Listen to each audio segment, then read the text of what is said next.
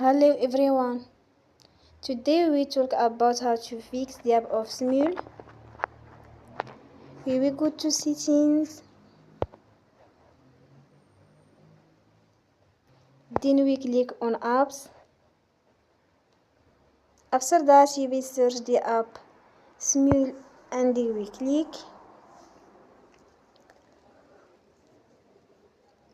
Then will on for stop. After that we go to storage. Then we click on clear cache. You will go to Play Store and you will update your app. Don't forget to support us by like and subscribe. See you next time and thank you for watching.